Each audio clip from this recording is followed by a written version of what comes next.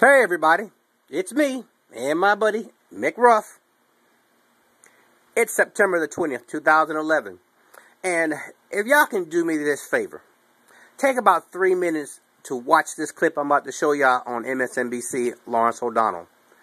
It's about 5 minutes long, but 3 minutes should be enough to get this message across. That what some people are saying about if they get this tax higher on their, let's say, income, that it's going to destroy them. So let's take a look at this.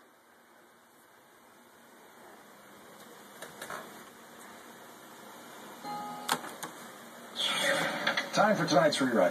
Bill O'Reilly may have figured out a way to get rid of Bill O'Reilly.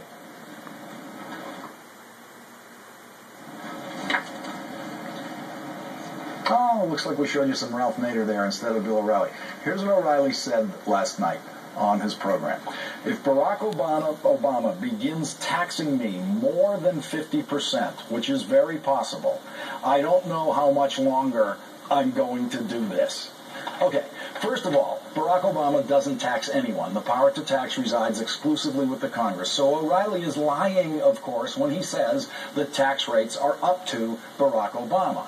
Now, it's true that the president would like to see O'Reilly pay more taxes. The president would like the top tax bracket, the O'Reilly bracket, increased from 35 to 39.6%.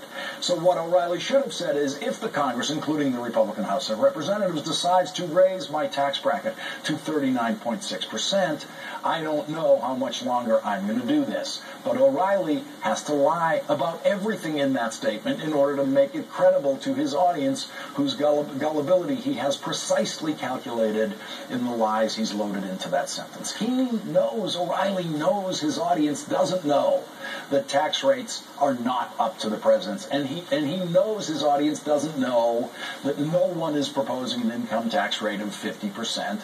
And he knows his audience doesn't know that Bill O'Reilly very happily started doing the O'Reilly factor and became a multi-millionaire when the top tax bracket was 39.6%. The bracket he is so fearful of now. So O'Reilly has actually already proven what he would do if the top tax bracket goes back up to where it was under President Clinton, 39.6%. O'Reilly would do the O'Reilly factor every night and get richer and richer and richer. Beleaguered taxpayer Bill O'Reilly now makes at least $10 million a year from Fox News. He makes millions more in book royalties, speaking fees, and selling mugs on his website. So O'Reilly's accountants are probably trying to keep track of much, much more than $10 million a year. I don't know, $20 million a year, $30 million, I don't know. It's huge. O'Reilly's claim that the factor could be taxed out of existence is based on the Republican article of faith that O'Reilly enunciated this way. If you tax achievement, some of the achievers are going to pack it in. This is, of course, not true and has never been true. When our top tax rate was over 90%, the rich got richer and none of the achievers packed it in. And in the Clinton years, when the top tax bracket was 4.5 percentage points higher than it is now, the rich got much richer, including Bill O'Reilly. And none of the achievers, including Bill O'Reilly, packed it in. What O'Reilly was trying to tell his audience last night was that if the federal government allows him to take home only $6.1 million from his Fox News paycheck instead of $6.5 million from his Fox News paycheck, he might just walk and hand the factor over to Bernie Goldberg or Dick Morris. He's telling his audience that $6 million in take-home pay might not be enough for him to go to work. Now, in fact, O'Reilly doesn't actually pay 35% of his income in federal taxes. No one does. Everyone in that bracket, the top tax bracket, has deductions that bring their effective rates to something lower than 35%.